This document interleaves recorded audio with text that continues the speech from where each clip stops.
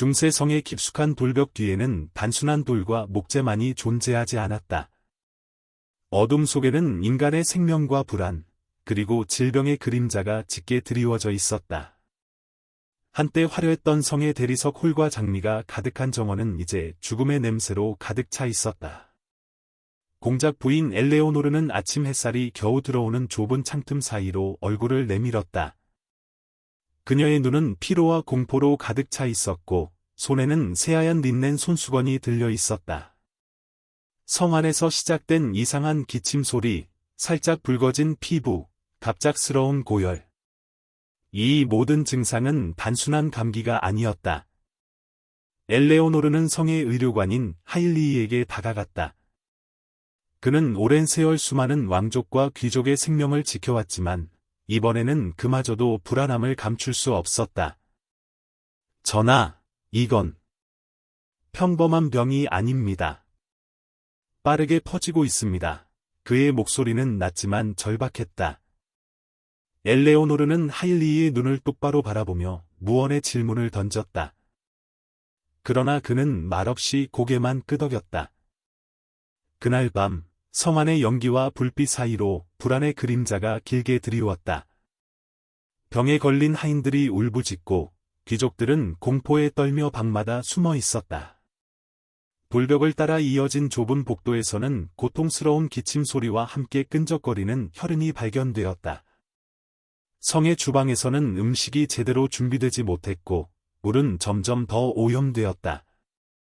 겉으로 보기에는 평화롭던 성이었지만 내부는 이미 작은 지옥과 다름없었다.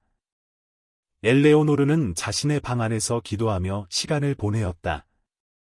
그녀는 이 질병이 단순히 몸만 병들게 하는 것이 아니라 사람들의 마음과 신뢰까지 잠식한다는 것을 깨달았다.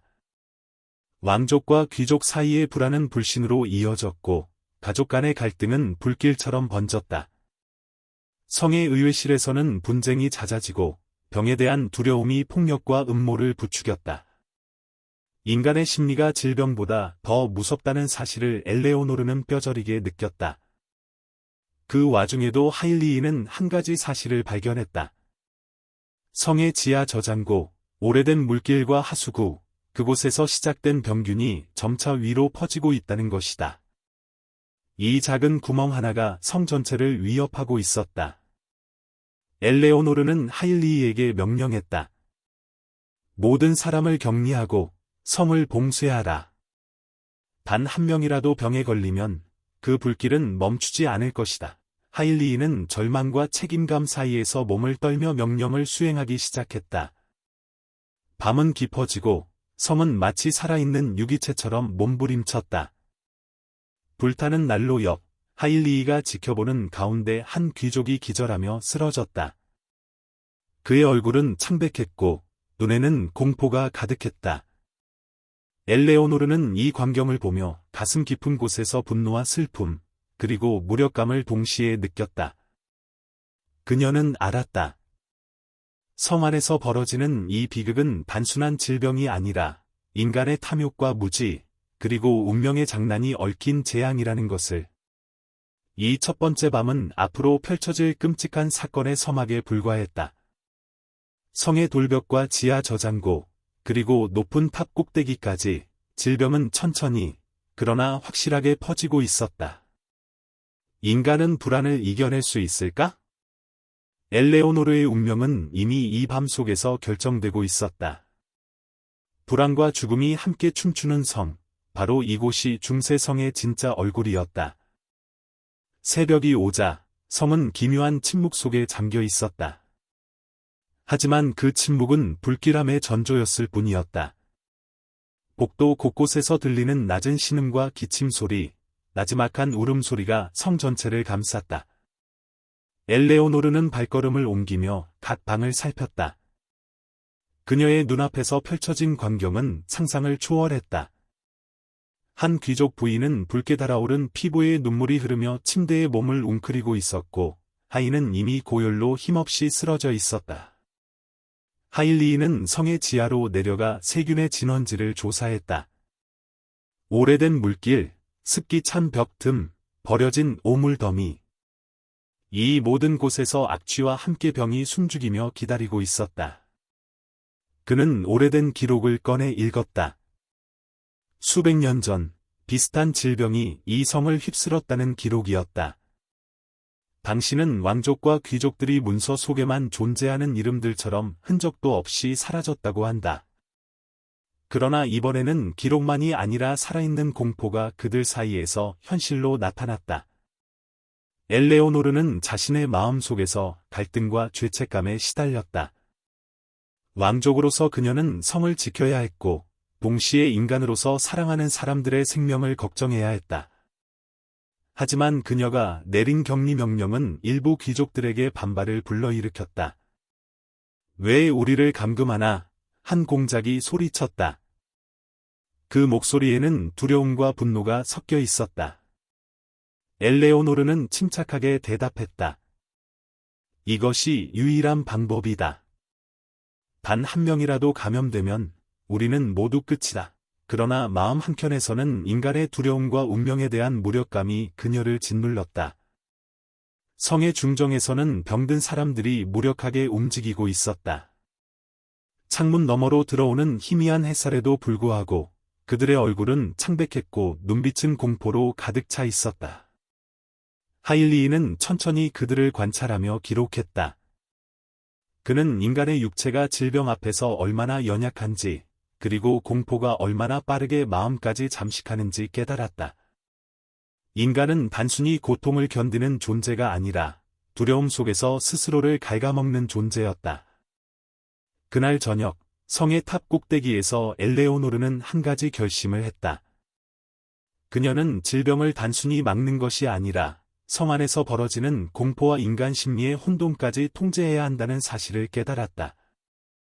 하일리에게 말했다. 우리는 단순히 약이나 치료만으로는 이 재앙을 막을 수 없다. 마음과 정신까지 관리해야 한다. 하일리는 고개를 끄덕이며 기록을 계속했다. 인간의 감정, 두려움, 불신까지 이 병의 일부였기 때문이다. 밤이 깊어가면서 성 안의 상황은 점점 더 아수라장이 되었다. 고열과 기침, 그리고 신음소리가 연주처럼 울려 퍼졌다. 엘레오노르는 방 안에서 기도를 하며 결심했다. 그녀는 자신이 이 질병 속에서 무너지지 않고 성과 사람들을 지켜낼 수 있을지 알 수 없었다. 그러나 한 가지는 확실했다. 성의 돌벽과 지하 저장고, 높은 탑 꼭대기까지 질병과 공포는 이미 성 전체를 장악했고 그녀와 왕족, 귀족 모두는 피할 수 없는 운명 속으로 빠져들고 있었다. 바로 이 순간 성의 문지기 중 한 명이 비명을 지르며 뛰어 올라왔다. 주인님!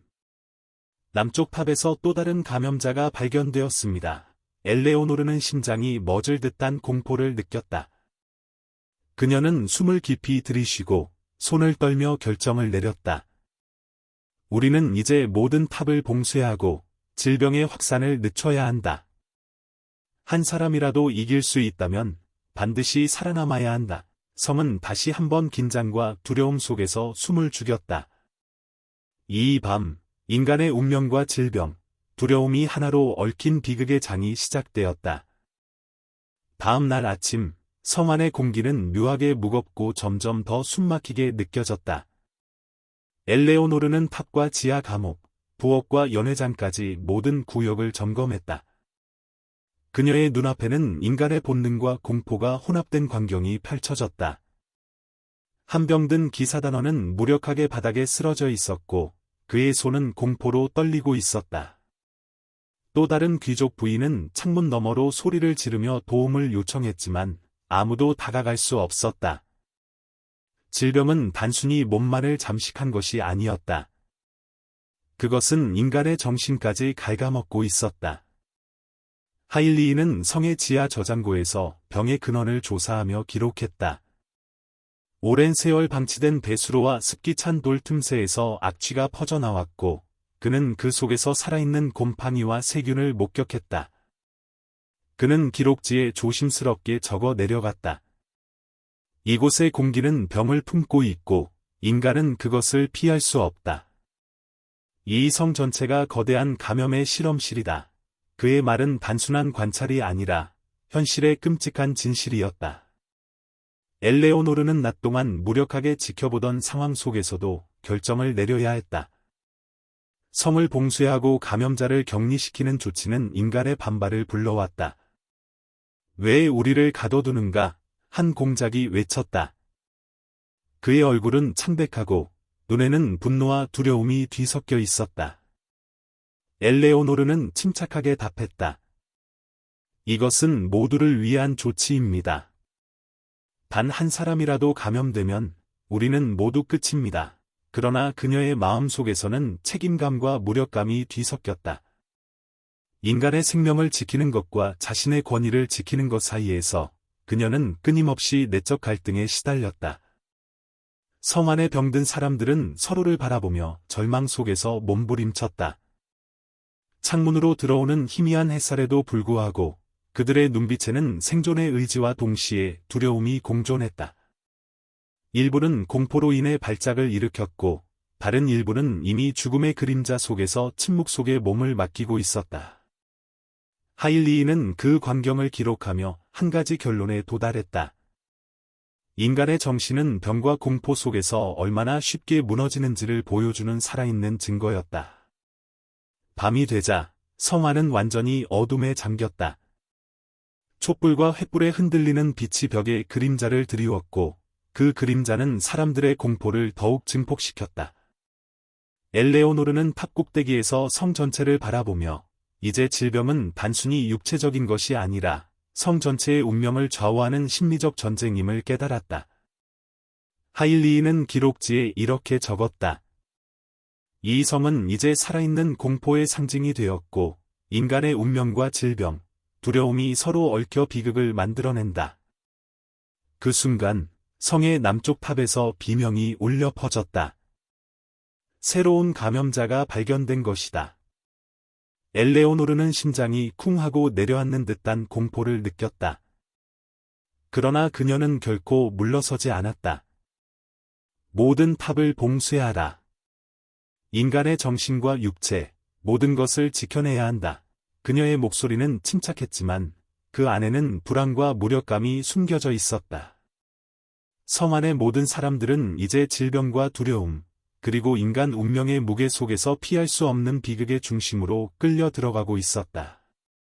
이 밤, 성은 완전히 살아있는 공포와 절망의 무대가 되었다. 새벽이 밝아오자 성 안은 잿빛 안개로 뒤덮였다. 질병과 공포가 점점 더 짙게 성 전체를 감싸고 있었고 사람들의 울음소리와 신음이 탑과 지하 감옥, 복도 구석구석을 메아리쳤다. 엘레오노르는 탑 꼭대기에서 성을 내려다보며 이제 이곳은 단순한 요새가 아닌 살아있는 지옥임을 깨달았다. 그녀의 마음속에는 인간의 운명과 비극, 그리고 그녀 자신이 감당해야 하는 책임감이 뒤엉켜 있었다. 하일리인은 기록을 계속하며 이번 사건의 참혹함을 자세히 적어 내려갔다. 그는 성 안의 지하 수로에서 발견한 새로운 병원균과 그것이 사람들에게 끼친 심리적 충격을 분석했다. 이 질병은 단순한 감염병이 아니다. 그것은 공포와 인간 심리를 함께 잠식하며 살아있는 모든 이들의 운명을 비극으로 몰아넣는다. 그의 말은 과학적 관찰과 더불어 성 안에서 벌어진 인간 드라마의 기록이기도 했다. 한편 성의 남쪽 탑에서는 새로운 발작과 공포가 이어졌다. 병든 기사단원들은 서로를 잡아당기며 절망 속에서 울부짖었고 귀족 부인들은 창문을 통해 도움을 청했지만 이미 질병은 성 전체에 퍼져 누구도 구할 수 없는 상태가 되었다. 엘레오노르는 결심했다. 이제는 인간의 생명을 지키는 것뿐 아니라 그들의 정신까지 지켜야 한다. 그녀는 병든 이들을 격리하고 정신적 안정을 위해 모든 노력과 자원을 동원했다. 시간이 흐르면서 성 안의 공기는 점점 더 차가워졌고 인간의 몸과 마음은 점점 무력하게 변해갔다. 일부는 이미 죽음의 그림자 속으로 사라졌고 살아남은 이들은 공포 속에서 서로를 바라보며 혼돈과 절망을 공유했다. 엘레오노르는 그 모습을 바라보며 깊은 내적 갈등에 휩싸였다.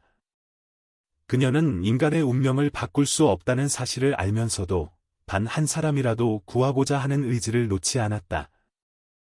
하일리히는 마지막으로 기록지를 덮으며 결론을 내렸다. 이 성은 이제 살아있는 공포의 증거이며 인간의 정신과 육체, 운명이 한데 얽혀 비극을 만들어낸다. 중세의 성은 단순한 건축물이 아니라 인간의 한계와 절망, 그리고 운명을 시험하는 무대였다.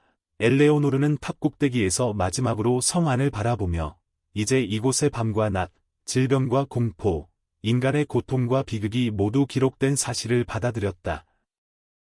그녀는 알았다. 이 성의 비극은 단순히 과거의 이야기가 아니라 인간 존재의 본질을 시험하는 끝나지 않는 장대한 이야기라는 것을. 그날 이후 성은 다시 조용해졌다. 그러나 잿빛 안개와 병의 그림자, 그리고 인간의 두려움은 영원히 그곳에 남아 후세 사람들에게 경고와 교훈을 전하고 있었다.